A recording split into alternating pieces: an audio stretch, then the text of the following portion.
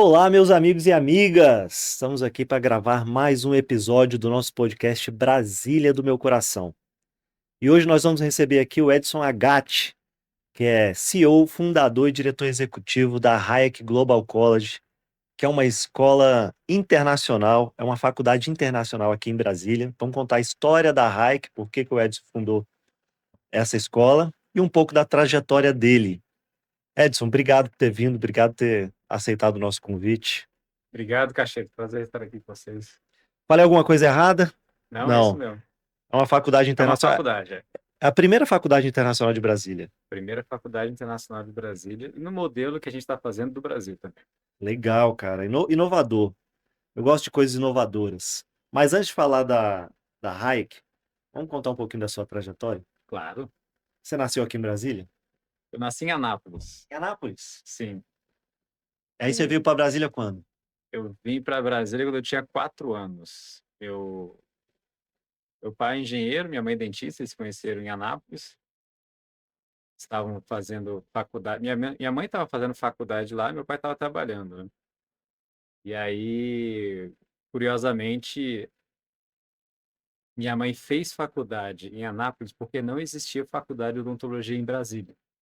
Meu avô era dentista e queria que as duas filhas dele fossem dentista também. E foi a partir dessa dor que ele fundou a FOPLAC, foi a primeira faculdade de odontologia de Brasília, na época que ficava no Lago Sul, né? E foi dali que começou a história com a educação na minha família. Essa faculdade ficava ali perto do hospital Daia. Dyer. É. Isso. Lá do Hospital Daia, ali no Lago Sul, Ah, cara, eu exatamente. me lembro. Sou dessa época aí, eu acho. Sim, sim. E aí você veio para Brasília, vocês moravam onde aqui? Morei na Asa Norte, morei ainda todo nessa Norte, mesmo lugar. É do 202. Mora lá até hoje? É, vamos lá. E você estudou aonde, Liz? Você lembra os colégios quando você era criança, adolescente? Cara, eu estudei na escola americana, a boa parte, até a oitava, nona série eu estudei na escola americana, e aí eu jogava tênis, então eu fui para, quando eu tive 14 anos, eu sempre tinha sonhava em ser profissional, né? Eu jogava tênis de competição. E aí com 14 anos, eu me mudei para Floripa, fui morar sozinho lá em Floripa para jogar tênis. E aí fiquei lá dos 14 aos 16 anos.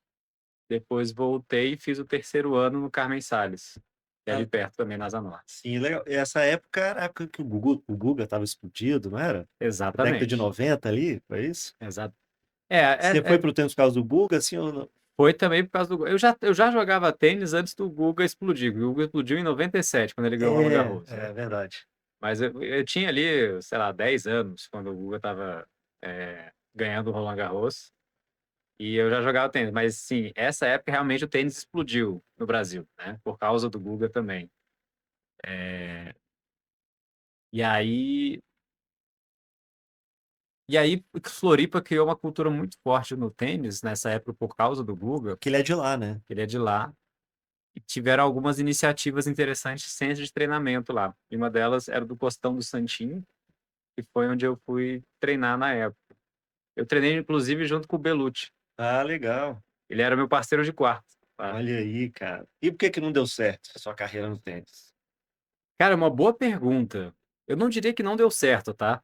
Porque depois eu fui, joguei tênis universitário nos Estados Unidos. Esse eu joguei num alto nível. Agora, as pessoas têm uma régua muito alta e às vezes desproporcional quando elas vão medir o sucesso das pessoas no esporte e nos lugares, né? E eu consigo ver isso quando, assim, eu convivi com muita gente que jogou tênis na época. Inclusive o Tomás Bellucci. Tomás Bellucci não era um dos melhores jogadores na época que eu jogava.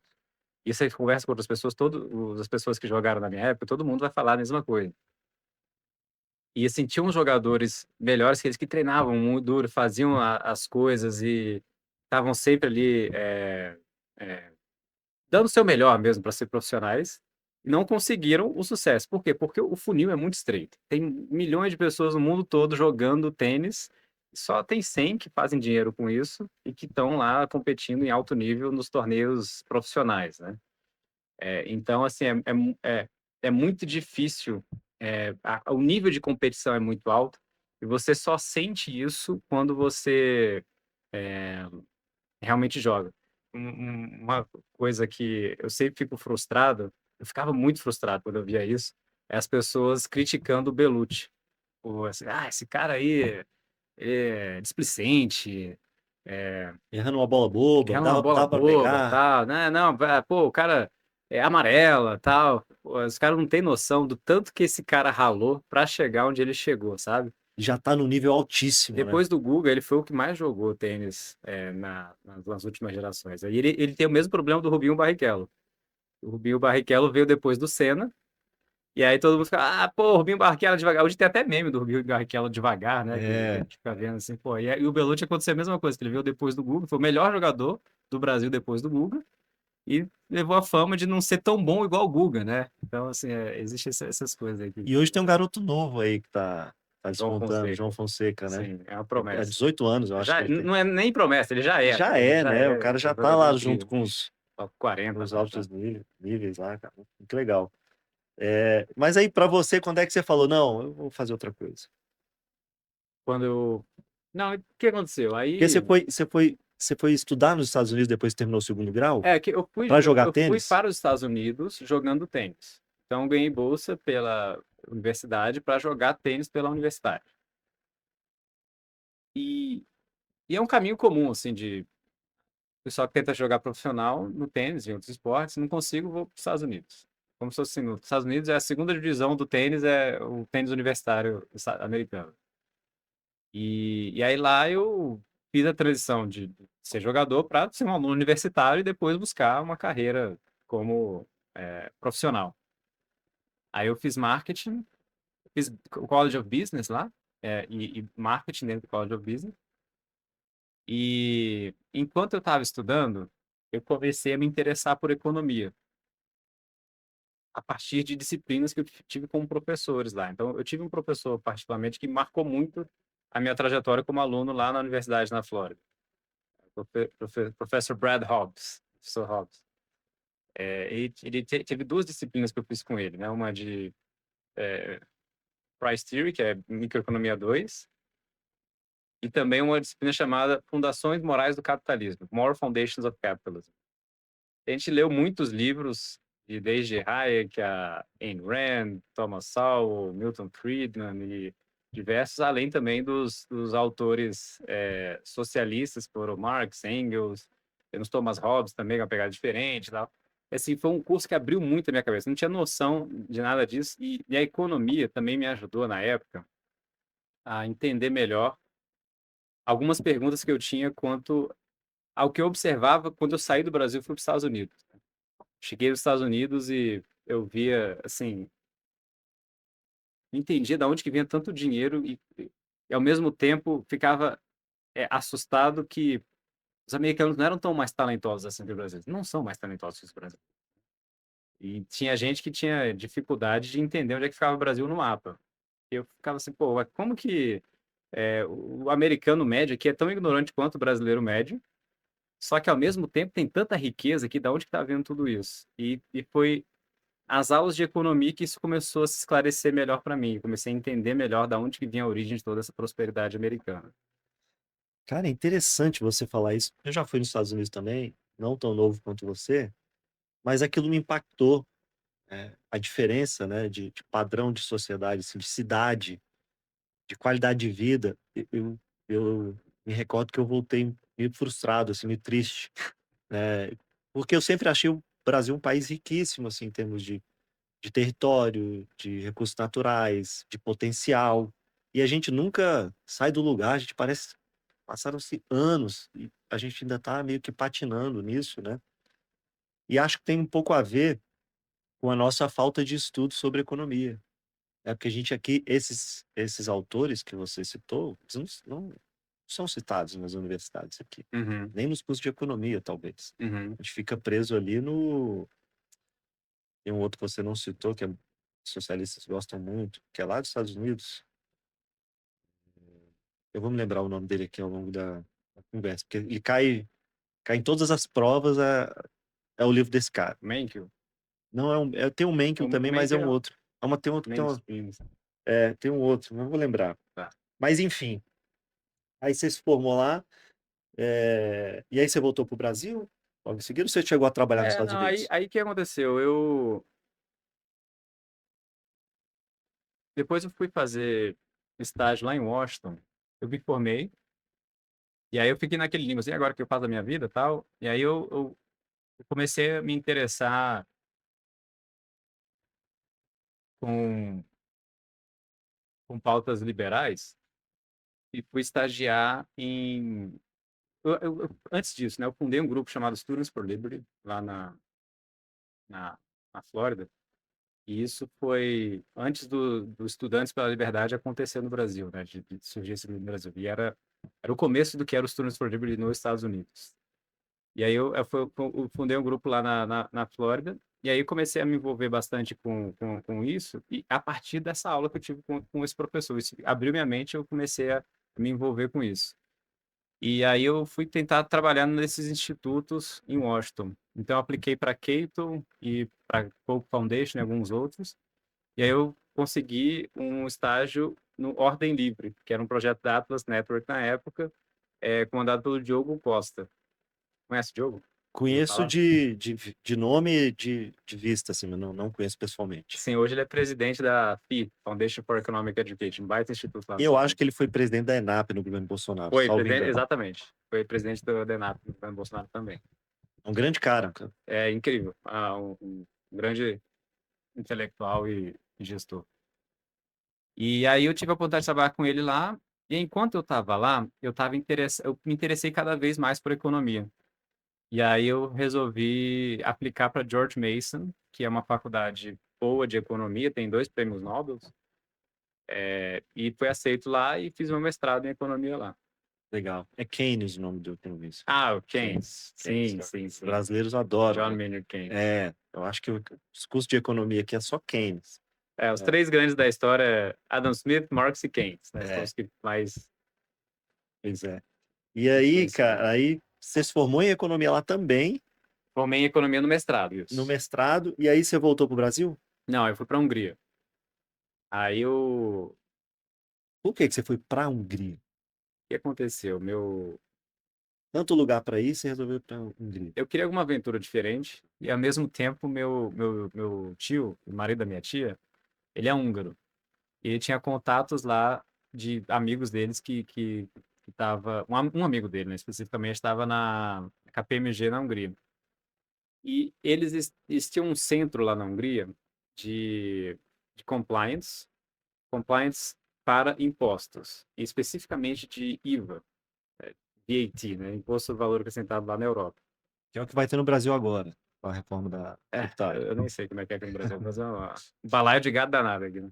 Mas como é que funcionava lá? Aí, esse centro, ele fazia operações na Europa inteira, em multinacionais. Então, por exemplo, tem uma empresa tipo a Crocs, vende para a Europa inteira. E aí cada país tem as suas regras diferentes, apesar de estar no mesmo sistema parecido da União Europeia. Só que aí a gente precisa, a empresa precisa se relacionar com cada autoridade tributária em cada um dos países. Aí, em vez de contratar uma consultoria em cada país, eles contratavam esse centro lá da Hungria, que tinha gente que falava todas as línguas da Europa. Então eu fui contratado lá porque eu falava português. Ah, legal. E você ficou lá quanto tempo? Aí eu fiquei 1 ano. E aí, na época, estava 2012, 2013, o meu avô começou a ficar doente, assim, tava tendo. Ele teve um episódio de infarto. Meu avô teve uns 7 infartos antes do último falecer. E Que estava aqui no Brasil. meu avô estava aqui no Estava aqui no Brasil, Brasil. na época Com a Paciply. faculdade. Ela mudou de nome para Paciply. E na época ele tava aqui, aí tinha assim uma mistura de vontade minha e assim um receio de eu nunca conseguir trabalhar com meu avô, e ao mesmo tempo um pouco de pressão de família, assim. Não foi exatamente por causa da pressão de família, foi mais porque eu tive essa vontade de trabalhar com ele e resolvi voltar. Mas meio que você não queria voltar a morar no Brasil, depois dessa Eu experiência vim meio toda. dividido, assim. Vim meio dividido. Mas eu queria ter a experiência de trabalhar com ele porque eu admirava ele como empreendedor. Só que meu avô era uma pessoa muito difícil. E só quem conviveu com ele sabe como ele era difícil. Então eu lembro que assim, eu vim trabalhar com ele e consigo contar 2 episódios quando foi com ele, né? Que eu primeiro eu primeiro dia que eu fui trabalhar lá, ele falou, ah, tá. Primeiro que ele não me explicava o que eu tinha que fazer. Ah, anda do meu lado aí. Aí eu começava a andar do lado dele. Aí, daqui a pouco, tinha um cacho de abelha gigante na frente da faculdade, assim, né? Aí eu falei, vou, tem que tirar aquele. Não, depois a gente vê isso aí. Pô, tem um cacho de abelha gigante ali. Os caras. Vai acabar picando um aluno aí, vai dar problema. Não, isso aí vai. Daqui a pouco alguém joga alguma coisa ali, vai um enxame de abelha e vai matar um aluno que é alérgico aí. Pô. Faz um negócio aí. Não, tá, resolve isso aí então. Falei, tá. Aí minha primeira missão foi contratar um apicultor para Vai tirar retirar de lá. o baita cacho de abelha que tinha lá na frente da faculdade. Não tinha nada a ver com o que eu fui formado para fazer. Tinha que tirar Formou em marketing nos Estados Unidos, economia, economia e tal. e veio tirar a abelha aqui Tava na da... KPMG, o negócio era tirar a abelha lá do negócio. Aí me levava para as reuniões com os advogados e aí chegava lá na reunião, ele falava assim, ó, agora você fica aqui do lado de fora que eu vou lá fazer a reunião. Aí eu ficava lá esperando lá de fora para ele fazer a reunião com o advogado e depois voltar, entendeu? Ele não deixava eu participar de nada. O negócio era esse. E era a mesma experiência que minha mãe e minha tia tinham, isso aí, nunca deixou ninguém da família fazer nada junto com ele. E aí passou assim, 1 mês, 2 meses, e ele não me pagou salário. Aí eu falei, pô, eu não consigo trabalhar com vocês. Ah, vocês querem tudo de mim e tal, não quer dar nada. Eu falei, pô, aí eu larguei a Auriceplac na época, Faceplac ainda, porque ele não, eu via que ele não ia ter espaço para mim, eu não ia fazer nada com ele, e não fazia sentido eu trabalhar com ele. Aí eu, na época, falei, ah, putz, o que que eu vou fazer da vida agora? Eu voltei lá da Hungria para voltar para Brasília para trabalhar com ele, tô percebendo que isso aqui não vai a lugar nenhum. Eu tava extremamente frustrado nessa época, né? E aí eu resolvi, tava lá, sei lá, aplicando para doutorado, tentando entender, procurando vaga de emprego na Ambev, essas coisas assim. Aí eu tinha 25 anos. E aí se passou 1 mês, meu avô faleceu nessa época. Teve um infarto enquanto ele estava trabalhando. Meu avô trabalhava de 6 da manhã às 10 da noite, sem exagero, com 84 anos, doente do jeito que ele estava, e sem final de semana nem nada. Ele foi uma pessoa. E Oi. pelo visto ele tinha uma dificuldade de delegar as funções ali dentro da Faceplac. Ele não tinha Ele gostava de dificuldade. controlar tudo. Ele não tinha dificuldade porque ele não tentava. Ele não queria e ele se orgulhava de não delegar.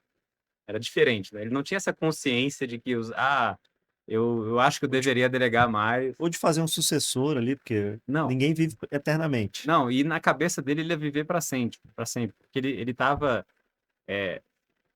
naquele momento construindo um hospital ali na Uniceplac. Aí outra coisa que ele ficava falando para mim fazer era nos 2 meses que eu fiquei com ele, né? Essa foi até legal. Ele pediu para eu pesquisar nos Estados Unidos empresas que doavam equipamentos médicos para montar o hospital.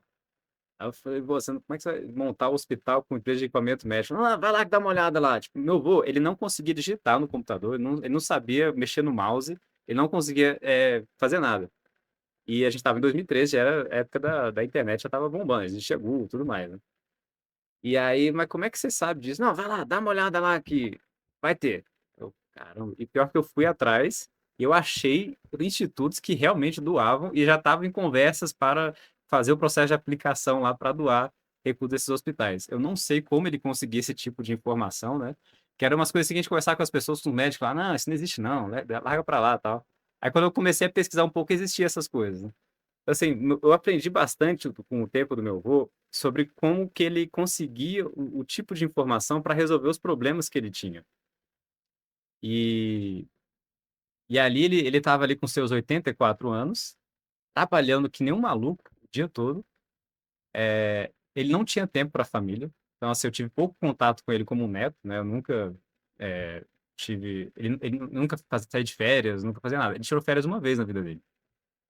E aí ele criou um buraco gigante, tem até hoje esse buraco lá, para construir um prédio que seria o hospital ali na frente da Municipal. Então, o projeto dele, aos 84 anos, era fazer, não era fazer sucessão, não era fazer nada, era construir o tal do hospital. E ele estava ali é, obstinado para fazer aquilo acontecer, ignorando o fato de ele estar com 84 anos e a ordem biológica das coisas é que o corpo vai enfraquecendo, a gente não vai conseguindo fazer as coisas, né? Mas ele estava lá o tempo todo desse jeito. Cara, e ele faleceu, pô, não foi por acaso que você voltou, né? Porque você voltou, pouco depois ele faleceu, É, né? Às vezes eu acredito um pouco nessa questão aí do destino, né? Você poder ter essa convivência com ele sim, sim, e sim. Foi essa bom ter voltado, experiência, sim. né? E tá aqui nesse momento difícil aí para a família. E aí sua mãe e sua tia teve que assumir lá a faculdade. Sim, minha mãe e minha tia assumiram a faculdade.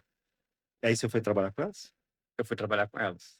É, aí foi minha mãe, minha tia, comecei e junto com o Gueza, que era a única pessoa da família que trabalhava com meu avô, assim, há uns 20 anos. Que é o marido da minha tia, que é húngaro. E foi bastante tumultuada a transição, né, a sucessão.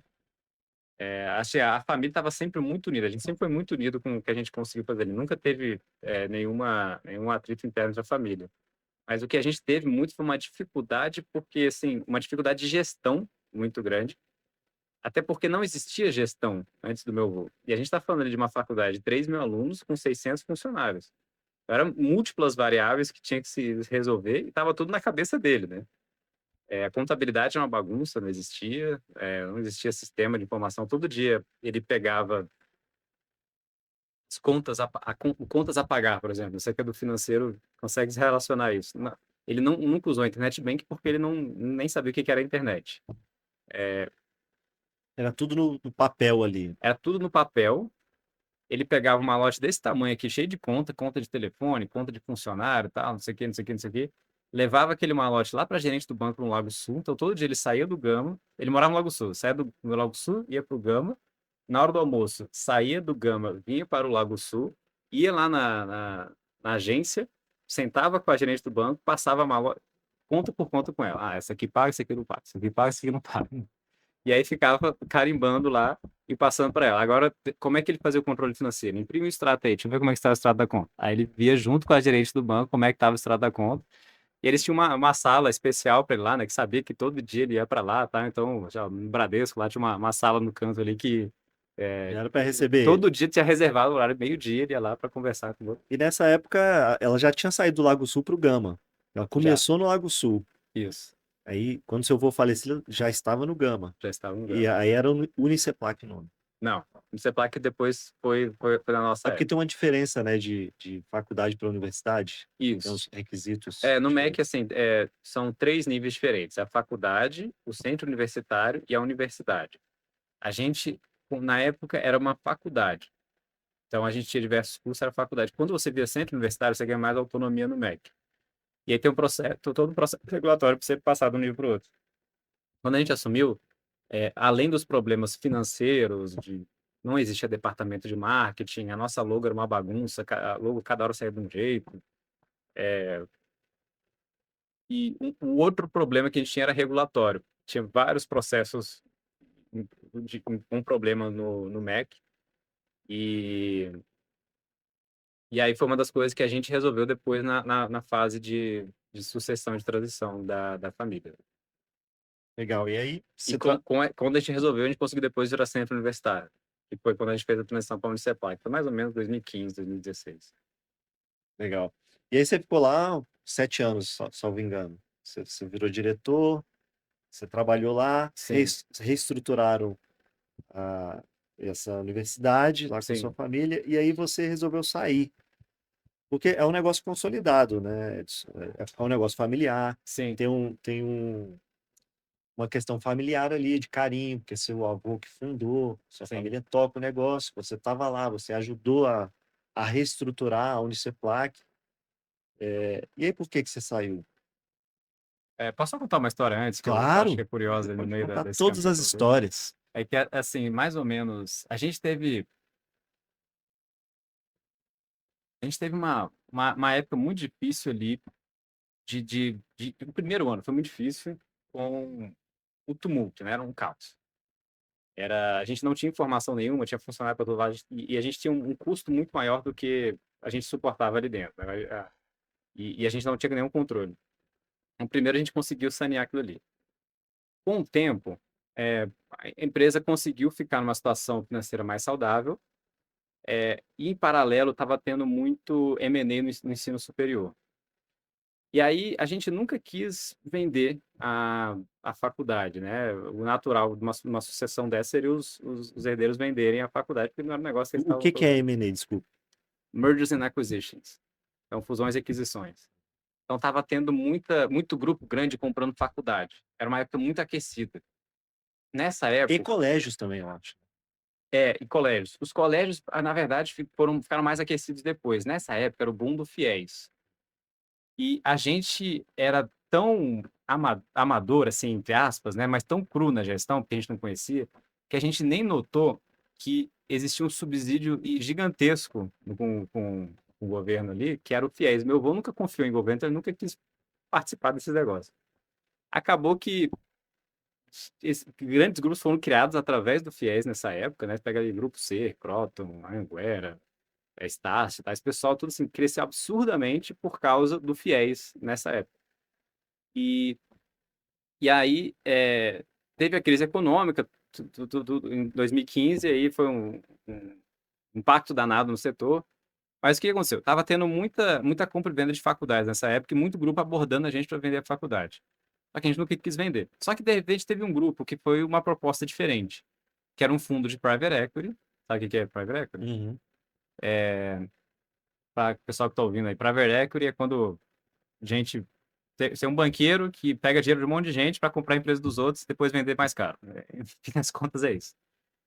E aí eles tiveram uma proposta que era de comprar 30% para depois a gente fazer parte de um grupo grande. Então, não era vender diretamente, mas eles virem Era fazer parte ceder da uma gestão. participação, né, na universidade. Isso. O E aí, controle continuava com a família. isso. E aí, uma das pessoas que, na verdade, o presidente desse fundo de private equity era o Paulo Guedes. Só que a gente nem sabia que Paulo Guedes não era famoso, né? Ele era famoso entre os banqueiros e tal, mas não era alguém, uma figura pública Conhecido no igual Brasil ele se inteiro, né? tornou.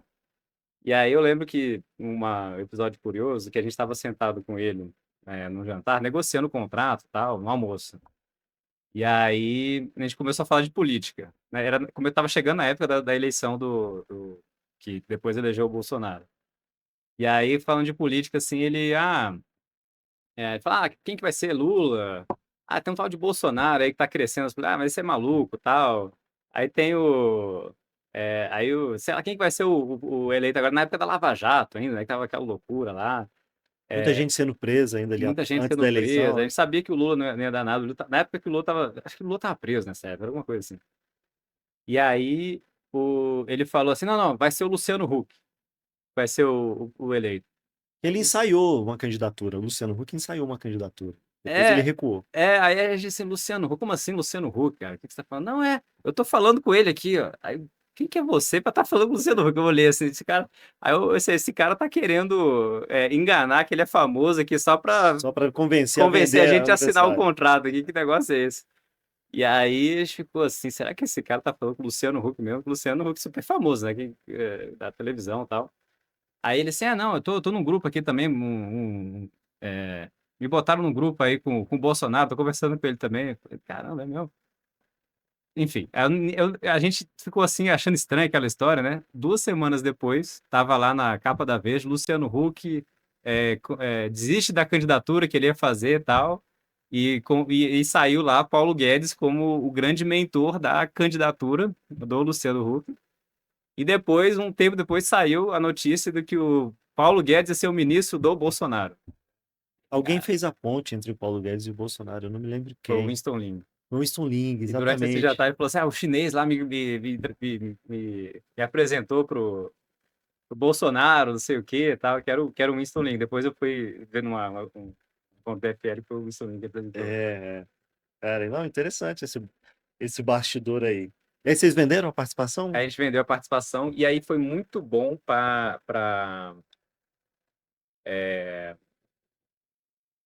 para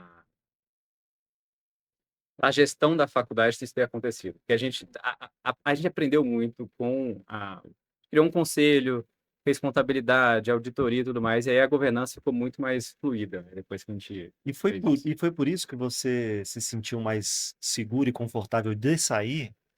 E meio que deixar a sua família lá tocando o negócio e você sair Sim, para realizar outros sonhos? ali não dependia mais de mim, eu era só mais um diretor, tipo, antes de ter essa transação, a gente precisava de alguém da família para ficar fazendo o financeiro, principalmente, para ter certeza que ninguém está roubando o dinheiro e tá tudo ocorrendo com lisura. Mas a partir do momento que entrou o fundo, eles implantaram com as consultorias, né, controles financeiros e uma contabilidade com auditoria. Então, a partir dali, não dependia mais alguém da família, porque tinha toda uma segregação de funções, etc., que fazia com que a gente conseguisse ficar no nível de conselho, não precisasse ficar mais na operação. E aí foi nessa época eu me senti mais confortável e eu também estava percebendo coisas no mercado que me deixaram curioso para fazer dar um outro passo, né, sair para entender. E aí você resolveu fundar a Hike. Isso, aí como é que Por foi? que que você resolveu fundar a Hike? Explica, qual é essa ideia, a ideia principal ali da Hike? Porque sua família já tinha uma universidade. Sim, Aí você sai para fundar uma outra faculdade, sim, de nível superior também. sim. Por quê? Qual é a diferença da Hike para a Uniciplac, É, por são exemplo? duas razões, né? Uma, eu sempre tive a vontade de empreender e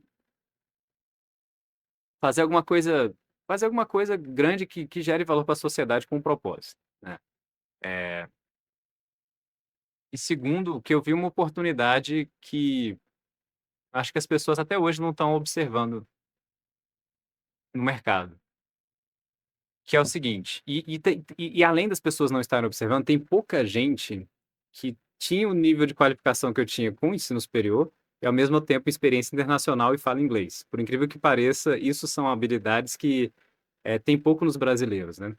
O É verdade. que que acontecia? Eu estava, na época, minha filha estava com uns 3, 4 anos, procurando escola para ela. E aí eu, como eu era eu estudei na escola americana, estava querendo botar ela na escola americana. E aí fui no processo de matrícula na escola americana, o que que eu percebi? Mensalidade caríssima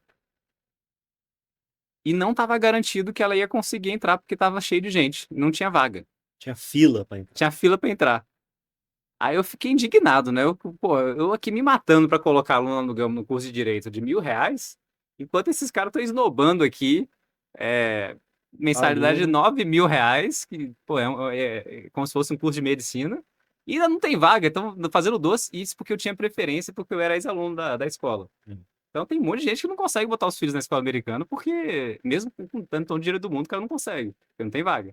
Eles dão preferência primeiro para embaixador, pra embaixadas, para depois gente da comunidade. E aí, pô, um bom negócio. Isso aqui que é bom negócio. O que a gente fica fazendo com essas faculdades? O negócio é escola internacional. E ao mesmo tempo eu percebi que tem diversas outras escolas internacionais que estão começando a surgir. Aí, A gente pô, tem escola francesa, escola canadense, escola francesa, é, canadense, britânica. começaram a surgir Só, várias só existia escolas. no passado a Escola das Nações e a Escola Americana. Isso. E aí, hoje em dia, tem, sei lá, você pode contar umas 10 internacionais e até as escolas mais tradicionais, pega o Sigma, Galois, Mackenzie, eles estão trazendo componentes de internacionalização também no currículo, porque isso gera valor para os pais. Os pais já estão vendo bastante valor nisso. E aí, enquanto isso acontecia, eu também observava que às vezes a gente fazia viagens para Singapura, Finlândia, com grupos de mantenedores, para entender, fazer parcerias e trazer boas práticas para cá e também fazer intercâmbio, né, entre os alunos. Só que aí chegava de volta aqui, pô, mas os meus alunos falam português. Como é que eu vou trazer o aluno de lá para cá e colocar ele na turma? Não dá. O professor também não fala inglês. Pô, aí travava nesse negócio da barreira da língua e da cultura. E não tinha estrutura para receber os alunos e tal. Então tudo ficava travado assim, e era o mesmo problema que todos os outros mantenedores tinham. Outra coisa que eu observava é que quando eu fazia essas viagens internacionais, entre os donos de faculdades e reitores, poucos falavam inglês. Tipo, num grupo de 30, uns 5 falavam inglês. E dos que falavam inglês, poucos conseguiam realmente fazer network, assim, né? Eu e mais um realmente conseguia, assim, conversar no nível mais profundo e se relacionar com as pessoas. Que uma coisa é você falar a língua, outra coisa é você conseguir se desenrolar, né? Como eu tinha morado nos Estados Unidos, eu tinha mais essa habilidade de networking com estrangeiros. E foi aí que eu percebi que eu tinha algo diferente que as pessoas não tinham, que é essa internacionalização. E que também é um produto que a própria Hike vem te trazer de diferencial para as pessoas, né? Que é a própria internacionalização do ensino superior. E como eu tive um ensino superior diferenciado, eu conseguia fazer esse tipo de conexão. E aí juntei essas três coisas, né? Porque, pô, eu entendi que eu tinha uma coisa que ninguém tinha porque eu estudei fora. As faculdades brasileiras não conseguem internacionalizar e escola internacional estava um ótimo negócio. Por que não uma faculdade internacional, então, para juntar todas essas coisas numa coisa só? E foi aí que veio a ideia da RAI. E por que que você deu o nome de Hayek? Boa pergunta. Primeiro porque eu gosto do economista, eu acredito nas ideias dele. Eu acredito que o mundo seria muito melhor se a gente conhecesse um pouco mais de Hayek e pensadores nessa linha liberais. E o nome Hayek também é diferente, Internacional. soa internacional, né? Difícil de falar, tipo, igual marca chique, assim, às vezes é difícil a gente falar, né? Pois é, você tá falando isso, cara. Eu lembrei que eu escuto rádio, né, quando tô no carro, e aí eu escutei uma propaganda lá da Hayek chamando de Hayek. A Hayek. E ficou um tempo assim, e aquilo eu falei, cara, é Hayek, é Hayek. Aí depois passou um tempo, aí veio uma nova propaganda, aí a menina falava Hayek, olha, o pai falava Hayek, E a e menina a menina falava, corrigir. não é Hayek, pai, é Hayek. Aí eu te pergunto, lá atrás, a primeira propaganda, que não tinha correção, foi de Aham. propósito Não, foi errado ou o cara mesmo, falou mas foi errado? daquele jeito, a gente já pagou o locutor, vai assim mesmo.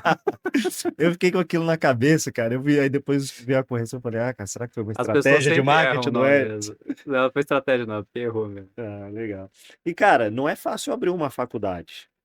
Você tinha Não. essa experiência na família. Quais são os entraves aí? Qual o problema número um para quem quiser abrir uma faculdade aí? Cara, uma faculdade de forma geral para você abrir uma faculdade nova, existem dois problemas. Um você resolve com o tempo, né? E o outro é o grande desafio. O que você resolve é o MEC. É difícil, é chato, mas uma hora sai. Entendeu? E assim, eu peguei uma hora também difícil, que foi uma transição da regulação, do marco regulatório do EAD. Então demorou pra caramba para o processo sair. Isso é um problema do Brasil como um todo, né? A gente gasta muito mais recursos que a gente precisa, que a gente precisaria gastar com burocracia. E o segundo problema é o marketing. Marketing para uma faculdade nova é muito difícil porque é um produto que as pessoas vão levar para a vida toda, né? Vão colocar no currículo e vão levar para a vida toda. Então, elas querem ter muita confiança naquilo que elas estão comprando, principalmente os pais. Então, qualquer produto novo que você coloca no mercado é difícil você iniciar, mas acho que a faculdade tem um nível a mais de dificuldade no marketing por causa dessa o componente de reputação, né? É praticamente um casamento que o aluno faz com o produto quando ele escolhe entrar numa faculdade. E normalmente ele quer ver uma credibilidade já ali na nível superior, e para quem está começando, às vezes é Exatamente. difícil mostrar que ali tem uma credibilidade, embora não tenha tempo de vida Exatamente. ainda, né?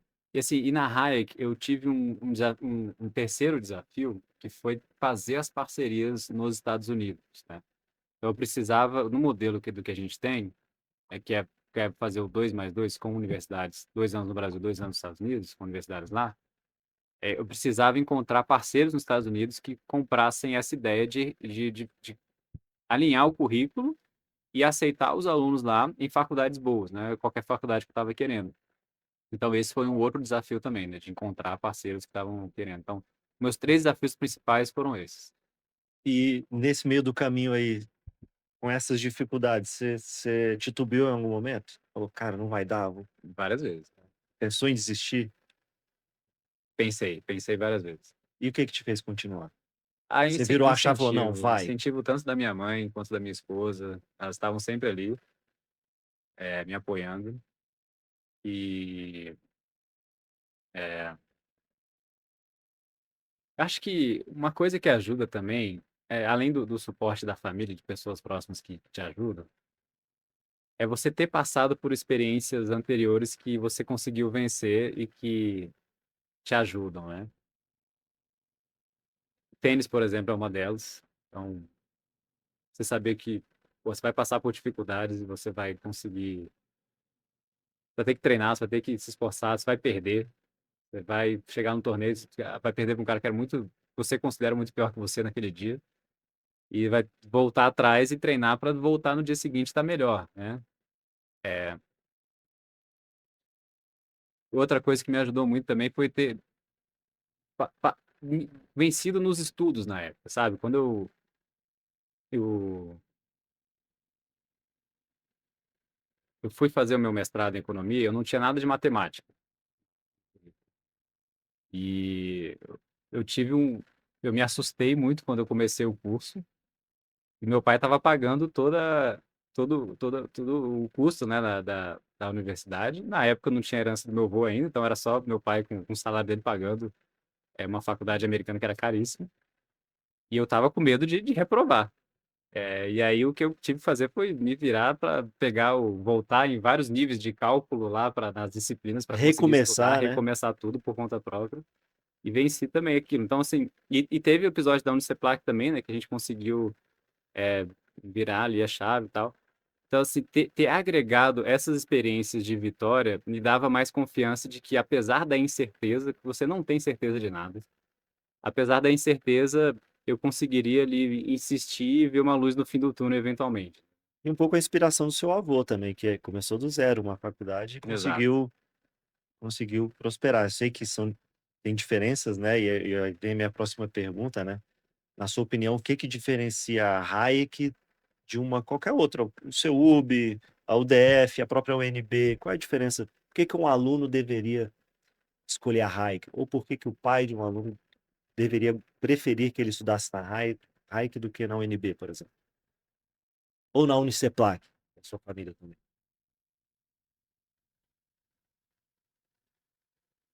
A Hayek, ela vem com uma proposta, são três propostas, né. Primeiro de proposta prática,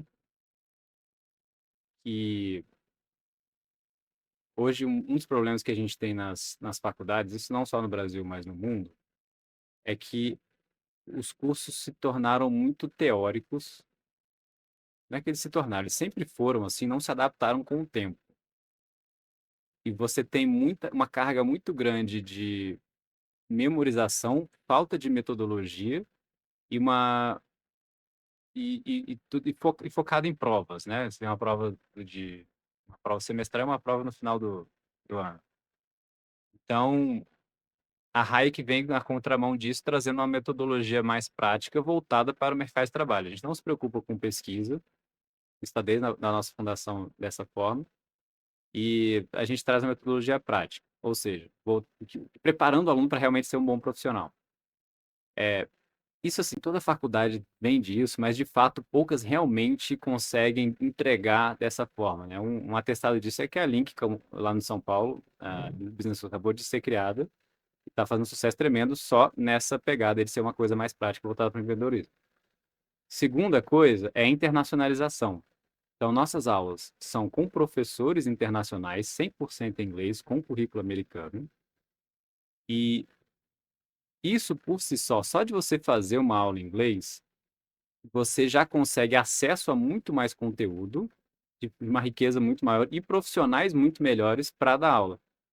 Não é desmerecendo o Brasil nisso, é só falando que o fato de que existe mais conteúdo bruto sendo escrito em inglês do que existe em português. Você pegar, sei lá, um pesquisa de doutorado, tal, até aqui na UNB, a pessoa tem que começar a fazer pesquisas em inglês se ela começar a entrar no nível mais especializado. Porque o mundo está conversando em inglês, né? Desde a China, a Coreia, ao mundo árabe, a Rússia, você vai acabar ficando no inglês porque é a língua internacional que as pessoas conversam umas com as outras, né? É, E né, ignorar o inglês é meio que ignorar o dólar, né? sim, É o que está regendo o mundo ali, o dólar, a língua inglesa. Tem outras línguas, eu são acho que, importantes acho também. que a língua inglesa até é mais forte do que o dólar, se a gente É, for parar para pensar. Eu estava lá na Coreia outro dia, e numa conferência, e aí eu estava numa loja de souvenir, e tinham dois asiáticos conversando inglês mal falado um com o outro, né? E pra gente aqui do Brasil, a gente fala, pô, tá tudo igual, né? Dois asiáticos lá conversando. Aí eu falei, pô, por que que eles não conversam a língua deles, né? O que que tá acontecendo ali? Aí eu fui ver, um puxou o passaporte do Japão, assim, para pagar. Falei, um era japonês, outro era coreano.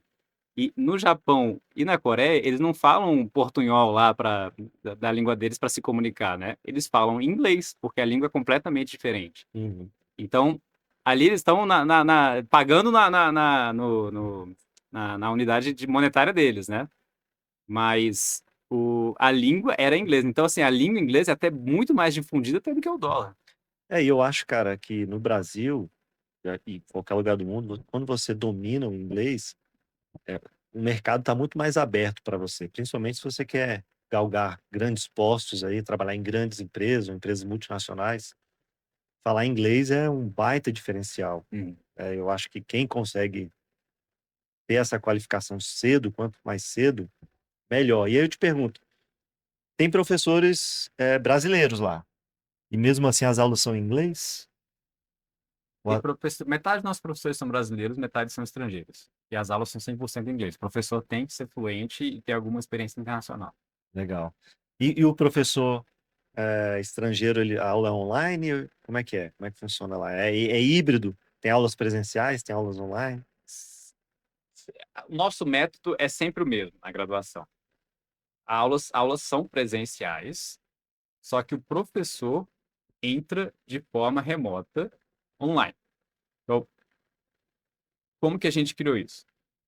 Tem um outro professor em sala, que é um professor tutor, coordena as atividades de sala, ele não precisa ser o especialista. Ele ajuda com a coordenação de sala. Algum aluno tem uma dúvida, ele vai lá, conversa com o aluno, ajuda o aluno a saber o que está acontecendo no dever de casa, disciplinar os alunos também, né? Que às vezes o aluno falta uma aula, fala, tem que chegar no horário e tal. E tem o outro professor especialista que dá o conteúdo e comanda as atividades online. Então, qual é a razão de fazer isso, né? Quando eu comecei a Hayek, a gente teve uma dificuldade grande para encontrar o tipo de profissional que a gente precisava aqui em Brasília.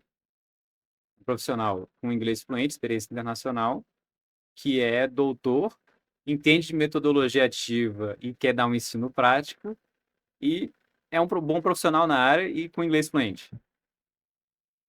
Esse tipo de profissional está muito difícil de ser encontrado aqui, então a gente É que ele já está empregado em algum lugar, né? ele está empregado em algum lugar, ele precisa aceitar o nosso salário também no final das contas, né? Às vezes, sei lá, tem os diretores tal que estão lá, mas não tem experiência da aula, enfim, e tem que se encaixar com o nosso perfil. E aí, o que que a gente fez? Como a gente tinha experiência do MBA, que a gente já estava fazendo 100% online, a gente percebeu o tanto que era poderoso, eu consegui recrutar gente online em qualquer lugar do mundo para dar aula. É a ideia da descentralização de Hayek, né? Eu posso contar com pessoas de qualquer lugar do mundo para dar aula e eu vou ter uma possibilidade muito maior de achar estatística, de achar essas pessoas para dar aula para mim. Aí foi isso que a gente fez. E aí a gente mesmo criou a tecnologia para esse professor conseguir entrar de uma forma fluida, porque esse foi um problema que eu também subestimei antes de fazer, né? Toda a minha tese é, o professor online e tal, ele entra pelo Zoom. Aí tá. Aí quando a gente foi fazer a primeira aula simulada de um professor online com a gente no presencial, só dava problema, né? Problema do som, a gente não escutava direito, e aí a gente Às vezes percebia, dá pô, um delay. dava um delay, eu fico olhando a câmera aqui, eu não presto atenção na aula e tal, pô, como é que a gente vai resolver esse problema? Aí ficamos quebrando cabeça um tempão lá, muito com a ajuda também do ChatGPT, o ChatGPT ajudou a gente a pôr lá como é que seria o esquema da sala de aula, A gente criou por conta própria, não tinha solução comercial que a gente fez, pelo menos não tinha no Brasil. A gente criou uma espécie de um robô protótipo para ficar é, como se fosse uma figura física, só que virtual do professor, né? Como se fosse o Zordon ali, do Aham, Power Rangers dentro aham. de sala de aula, só que móvel. O 3DO. 3DO, sei lá. Cara, e pelo que eu vejo, é muito nichado o teu público ali, Sim, né? Porque o aluno precisa falar inglês, sim, né? Senão ele talvez não consiga acompanhar direito as aulas. Imagino que tem um ticket médio alto sim. para estudar lá. Aí como é que você está fazendo para angariar essas pessoas? No marketing, que você estudou marketing, é especialista nisso. Como é que a Raik está atuando nesse sentido para captar alunos? Ah lá, primeiro sobre o nichado, ele é nichado hoje. E se a gente for ver as grandes inovações, por exemplo, a chegada dos computadores, a IBM falhou completamente em observar que os computadores de desktop, né, que as pessoas usam em casa, seriam a próxima grande coisa. E na época não era óbvio também, existia muita incerteza sobre isso e era um hobby, era um nicho de quem via esse tipo de coisa. E depois de um tempo ficou óbvio que aquilo ali era a próxima tendência, depois que aconteceu o fato, né? Então, eu imagino que e a mesma coisa aconteceu com diversas outras tecnologias, se você for falar. Tem um livro do Clayton Christensen que ele fala sobre isso, os dilemas da inovação. E eu acredito que hoje a gente está num momento em que a educação superior internacional no Brasil está fazendo uma transição para se tornar algo relevante no futuro próximo. E por que que eu acredito nisso? Porque as pessoas já entenderam nas escolas que a educação internacional faz muita diferença na vida das pessoas. Em outros países que não são da língua inglesa, isso já é uma tendência. Eu consigo pensar em casos, por exemplo, da Malásia e até do Irã. Esses dias eu recebi um diplomata do Irã, ficou feliz de ter encontrado a gente lá, né? Pô, que legal, tal, faculdade de inglês. Falei, pois é, tá. Aí como é que é lá no Irã? Tem alguma faculdade assim? Não, as grandes faculdades lá são todas em inglês, lá não se ensina em árabe nas boas faculdades lá do Irã. E quando a gente para pensar nisso, quanto mais você para pensar nisso, cada vez fica mais óbvio, né? Não óbvio. Se você quer fazer uma faculdade de qualidade, você precisa fazer ela internacional em E inglês. olha que você está falando do Irã, hein?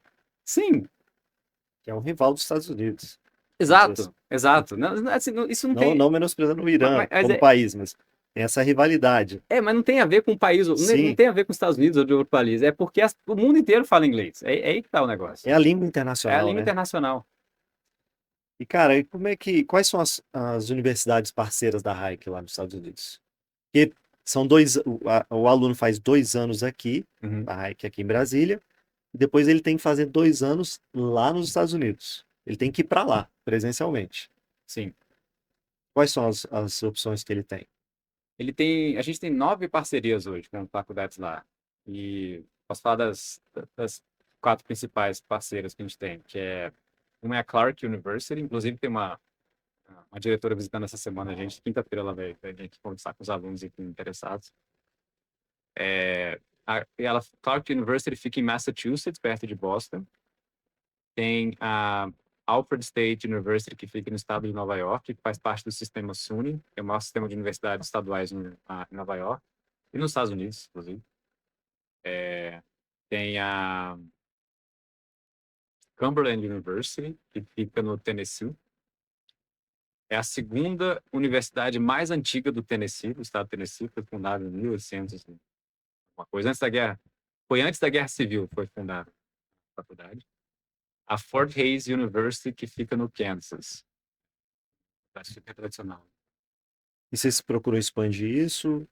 Sim, a gente está em conversas, inclusive, com universidades fora dos Estados Unidos também, para dar mais opções para os nossos alunos, na Inglaterra, no Canadá, na Austrália. Ah, Então, legal. E além de ele tem que escolher essas opções, né?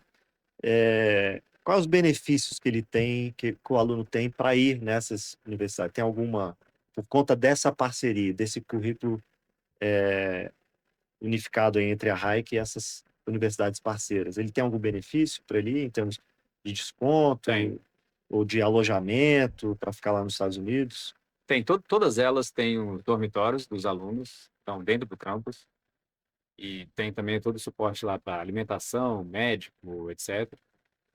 E, além disso, todas essas faculdades parceiras dão descontos específicos para os alunos da Hayek.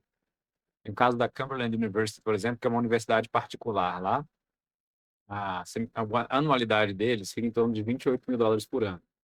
Para alunos da Hayek, eles fizeram por US$ 12.000 por ano. E por que eles estão fazendo isso? Porque eles estão muito animados em conseguir trazer alunos brasileiros de uma forma estruturada para estudar lá. Para eles gera valor também a internacionalização. Da mesma forma como a gente vê vantagem na internacionalização aqui no Brasil, eles também veem vantagem em internacionalizar. Legal. E aí, o aluno se formando, o diploma vale lá e aqui? Lá, enfim. O que acontece? Ele ganha um tecnólogo aqui e Ou, um ou bacharel ele lá. tem que fazer uma prova? Tem um negócio desse, você se forma fora, aí quando você volta Tem que ter tem que fazer a revalidação. revalidação. Como é que funciona a questão do diploma? Ele vai, dos 2 anos aqui, ele se forma com um currículo tecnólogo, um tecnólogo em RH.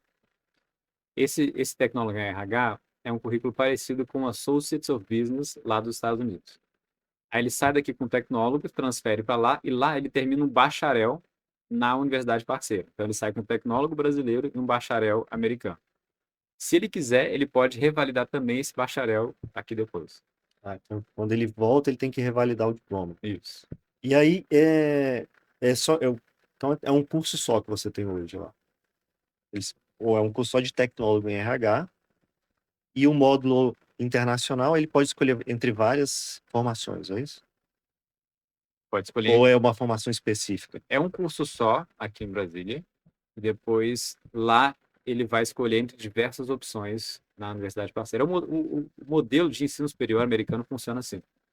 E parecido com o que a gente faz são os community colleges lá nos Estados Unidos. Tem muitos community colleges que são só de 2 anos, depois transferem para terminar a faculdade no currículo que ele quer. Então ele poderia se formar lá em direito ou economia, por exemplo. Direito, economia, contabilidade, administração, marketing, biologia, até E biologia. essa busca de parcerias, assim, construção desse novo modelo, que é bem diferente do que acontece no Brasil, aqui nas universidades, faculdades tradicionais, né? Isso mudou a sua visão da educação que você tinha lá na Uniceplac e sobre a gestão do ensino superior? Isso te deu uma nova visão? Sim. É, a, a, eu tive dois grandes aprendizados, né? Primeiro, esse mundo da internacionalização eu estava totalmente alheio a, ao que a gente fazia lá na Uniceplar. No sentido de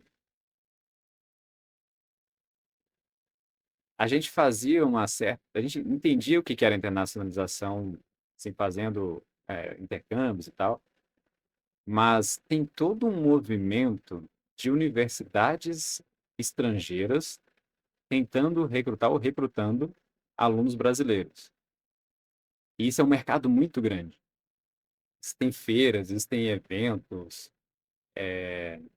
existem pessoas especializadas, isso muito em São Paulo também. Muita gente sai de São Paulo, recrutador de São Paulo, de universidades que têm escritório lá em São Paulo, para recrutar aqui. E isso é uma coisa que a gente não conhecia, estava totalmente. Passou despercebido, o elefante que passou despercebido, assim. E a gente também aprendeu muito com a gestão. É,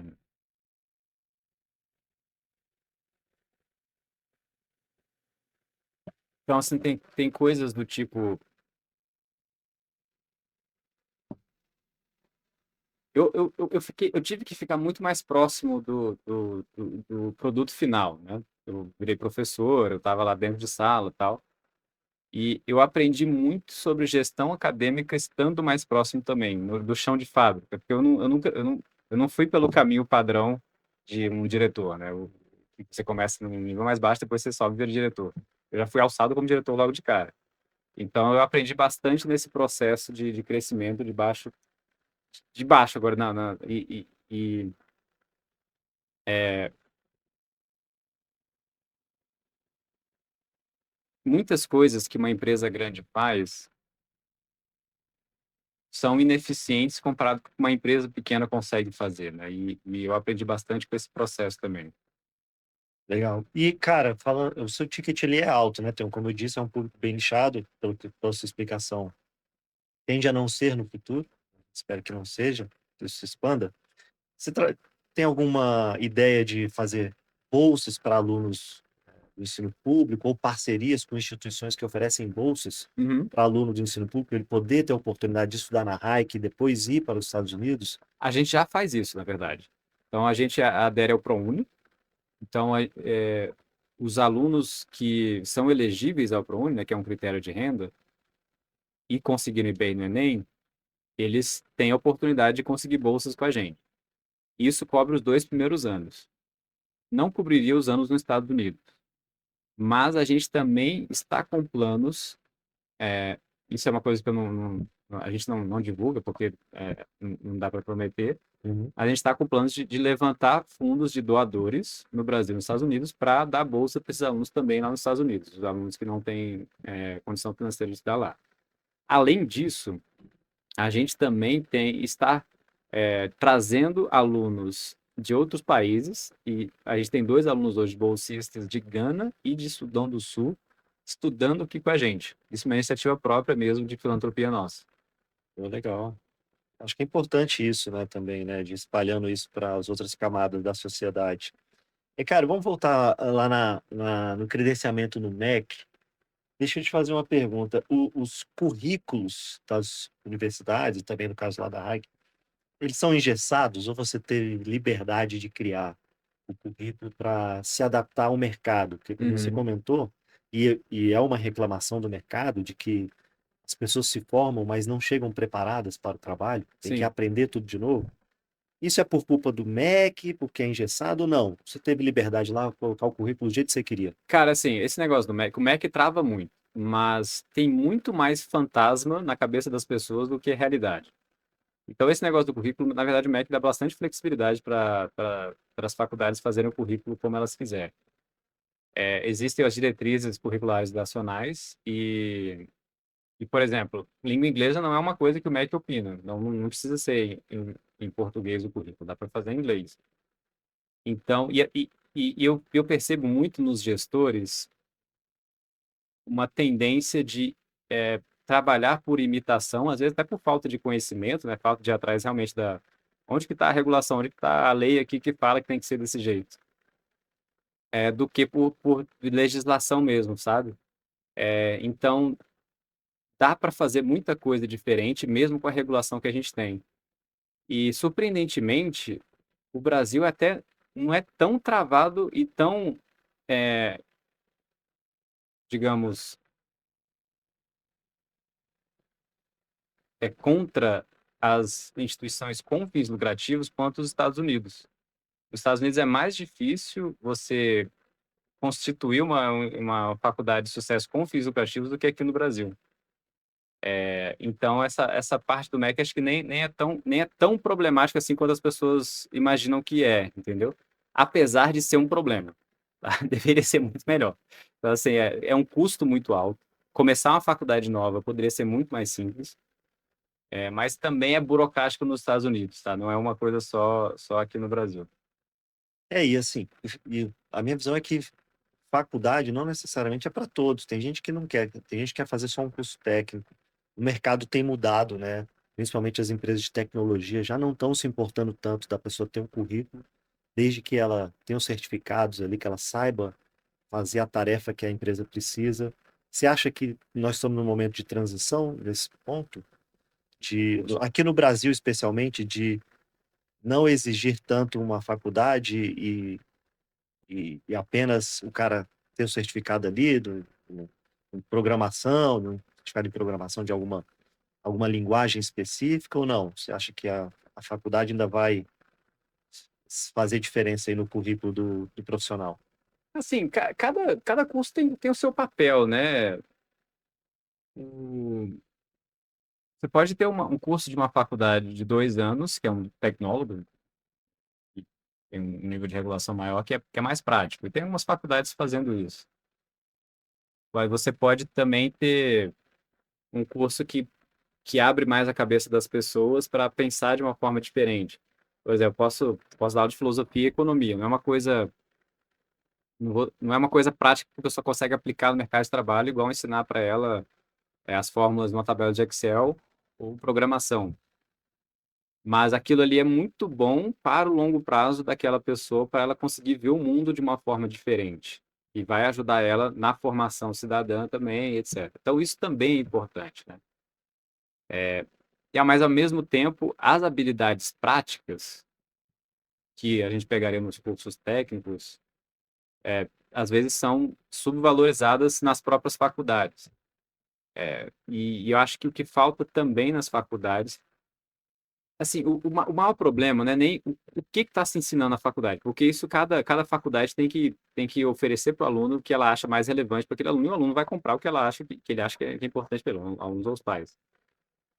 Mas acho que o que falta mais é como que é feito esse ensino.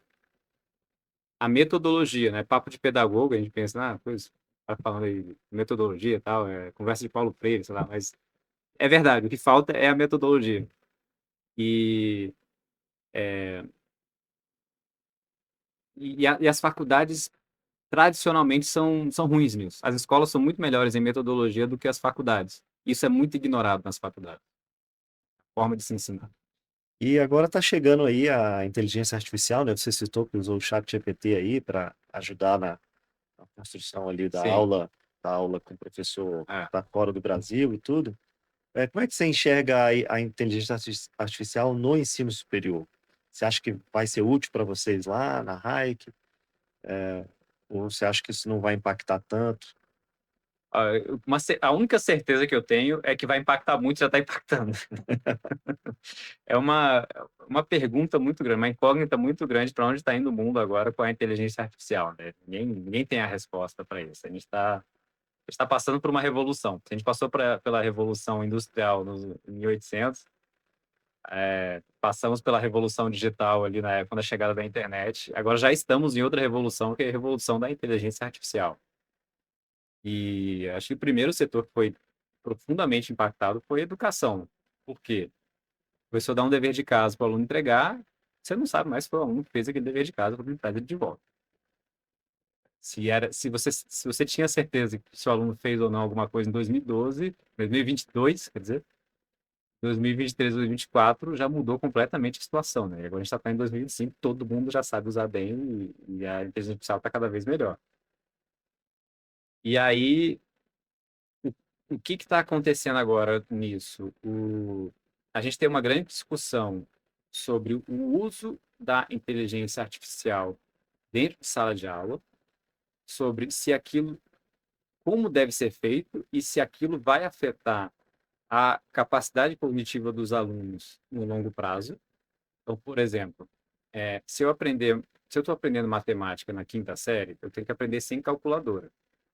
Se eu sou um engenheiro, eu posso usar calculadora porque eu já aprendi, já sei fazer a aritmética no papel, né? Então, agora, quando eu estou na faculdade e tem uma inteligência artificial que já resolve os problemas que eu estava acostumado a botar os alunos para resolver antes da inteligência artificial, como é que eu sei que aquilo ali não é como se fosse um nível de aritmética que eu preciso que os alunos resolvam sem usar o chat GPT, ou se eu considero aquilo como um problema que eu posso dar uma calculadora para ele resolver, né? No caso da matemática, você vai ter que botar ele para resolver na sala, sem computador.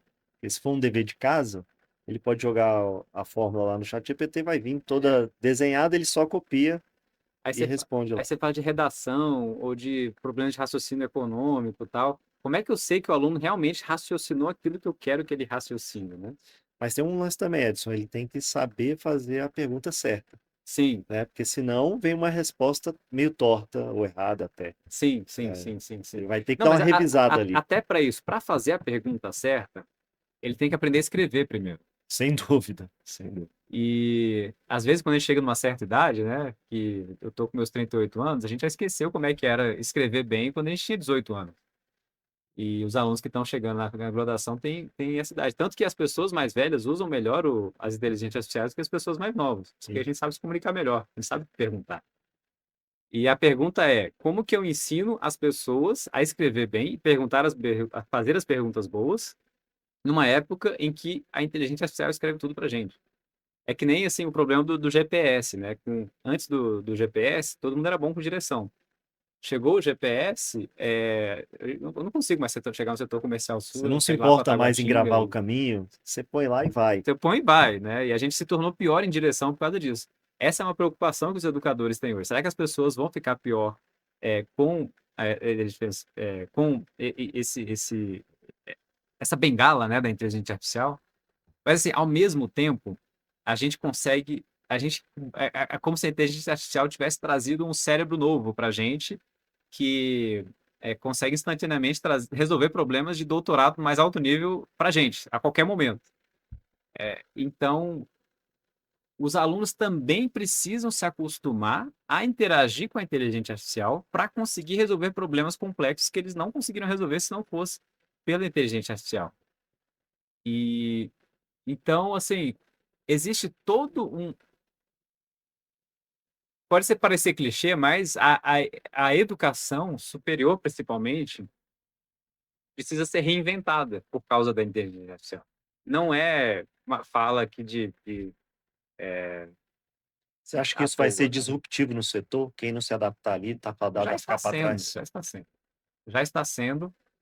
E o que está acontecendo? O professor que não está se adaptando, ou ele está dando migué e dando nota para o aluno que está entregando qualquer coisa,